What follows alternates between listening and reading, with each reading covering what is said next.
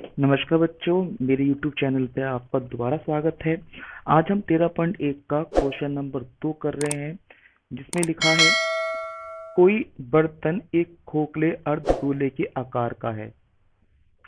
या जो बर्तन है वो खोखले अर्धगोले के आकार का है, जिसके ऊपर एक खोखला बेलन अध्यारोपित है। मतलब एक बेलन जो है उसके ऊपर ऐसे ही रखा हुआ है। अर्धगोले का व्यास 14 सेंटीमीटर है। बेटा इसका पूरा जो व्यास है वो आपको 14 सेंटीमीटर दे रखा है, तथा इस बर्तन की कुल ऊंचाई, कुल मतलब यहाँ से लेकर यहाँ तक की जो ऊंचाई है वो मुझे गिवन है 13 सेंटीमीटर। ठीक है बेटा। और इस बर्तन का आंतरिक पृष्ठीय क्षेत्रफल ज्ञात कीजिए। तो आंतरिक पृष्ठ क्षेत्रफल का मतलब होता है अंदर से पूरे पृष्ठ क्षेत्रफल आपको निकालना है। उसने पृष्ठ क्षेत्र बोला है, ना कुल बोला, ना ही उसने वक्र बोला है। ठीक है, आइए बताते हैं कैसे आपका क्वेश्चन निकलेगा। सबसे पहले हम यहाँ पर शुरुआत करते हैं हल करने की। तो यहाँ बेलन की या बेलन का त्रिज्या कितनी दे रखी है। तो बेटा बेलन की त्रिज्या जो है वो इस अर्धगोले की त्रिज्या के बराबर होगी। पर मुझे अर्धगोले का व्यास गिवन है। व्यास कितना है बेटा? 14 सेंटीमीटर।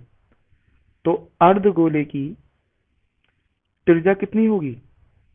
बेटा त्रिज्या जो होती है वो व्यास की आधी होती है। तो 14/2 बराबर आ गया 7 सेंटीमीटर।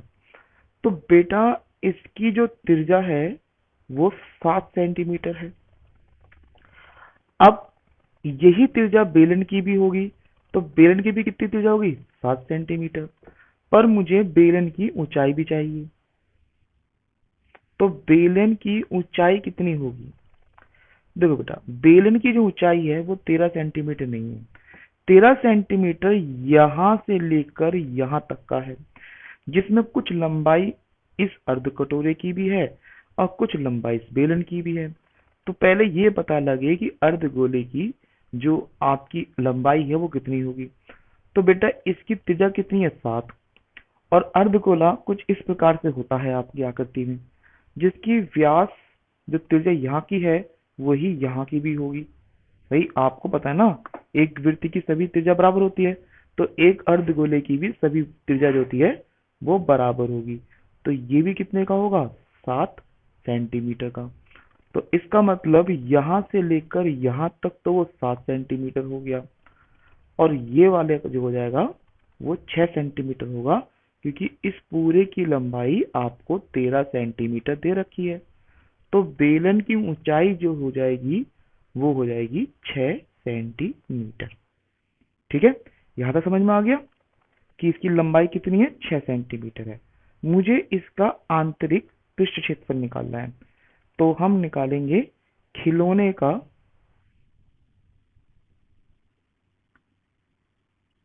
पृष्ठीय क्षेत्रफल बराबर होगा। बेटा देखो उसने कहा खोखला एक तरीके से अर्धगोला है और उसके ऊपर एक बेलन बन। देखो बेटा वो इस आकृति की तरफ नजर आएगा, ये अर्धगोला हो गया और उस पे एक बेलन है वो भी खोखला है। तो जब मैं इसकी पृष्ठ क्षेत्रफल की बात करता हूँ तो बेटा देखो ये वाला जो फिगर है ये भी यही राइट होगा, इसका भी कवर नहीं होगा। मैंने आपको समझाया था जो कवर होता है वो कुल होता है, और सिर्फ जो किनारी किनारी की बात करते हैं वो आपका वक्र होता है। इसके बारे में मैंने बेसिक क्लास में बहुत अच्छे से समझाया है, तो प्लीज आप बेसिक क्लास को देख लीजिए ताकि आपको पता चल जाए कौन किसमें सी एस लगता है और किसमें टी एस से, मतलब कुल क्षेत्रफल या वक्र क्षेत्रफल। तो इसका वक्र होगा और ये भी खोखला है, तो इसका भी दोनों तरफ से आधार नहीं है, तो इसका भी वो वक्र पृष्ठ क्षेत्रफल ही लगेगा। समझ में आ गया? मतलब देखो इस वाली आकृति का भी कोई आधार नहीं है और ना इसका कोई आधार है, तो इसका भी वक्र लगेगा और इस बेलन का भी वक्र ही लगेगा। तो हम यहाँ पे लिखेंगे खिलौने का पृष्ठ क्षेत्रफल बराबर है अर्ध गोले का वक्र पृष्ठीय क्षेत्रफल प्लस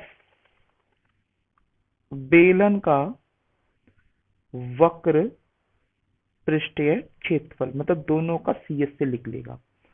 अब अर्धगोले का वक्र पृष्ठीय क्षेत्रफल का फॉर्मूला क्या होता है? अर्धगोले का होता है 2πr² प्लस बेलन का होता है 2πrh। 2πrh। अब ये दोनों के फॉर्मूले हमने पुट ऑफ कर दिए हैं। इसकी ऊंचाई मतलब h, r का मतलब r, क्योंकि दोनों की r सेम है। क्या मैं इसमें से कुछ चीज कॉमन निकाल सकता हूँ? यस, मैं यहाँ से 2 कॉमन निकाल सकता हूँ, पाई कॉमन निकाल सकता हूँ, और दोनों में r है, r भी कॉमन निकाल सकता हूँ।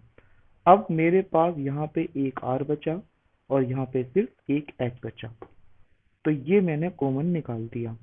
देखो ना, इसकी जो पैटर्न था एक तरह से देखो तो आपने पाई कॉमन निकाल दिया, ये भी आ गया, 2 कॉमन निकाल दिया, इसमें 2 बार आर था तो एक आर कॉमन निकाल दिया, तो एक आर इसका बच गया और इसका बच गया क्या? एच। अब वैल्यू पुट ऑफ कर देते हैं।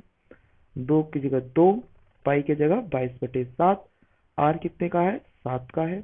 यहाँ पे भी आर कितने का? 7 का है। और एच कितने की है? 6 की। 7 से 7 कट गया, यहाँ बचा 44 और ये हो गया 13। यानी कि मुझे 44 की 13 से गुणा करनी है और हमारा वैल्यू आ जाएगा 13 चौके 52 का 2, हासिल लगा 5, 13 चौके 52, 52 2 57। तो इसका पृष्ठीय क्षेत्रफल का फॉर्मूला आ गया, सॉरी आंसर आ गया 572 सेंटीमीटर का स्क्वायर। ठीक है बच्चों, क्या ये क्वेश्चन समझ में आ गया आपको? अगर समझ नहीं आया तो एक बार रिवाइंड करके देख लेंगे या फिर मुझे कमेंट करके बता दे कहाँ तक आपको समझ में आया है। ठीक है, अगर आपको वीडियो पसंद आई है तो इसे लाइक करें और शेयर करें। Thank you for watching this video. Have a nice day. अब नेक्स्ट क्वेश्चन मिलते हैं क्वेश्चन नंबर 3 पर।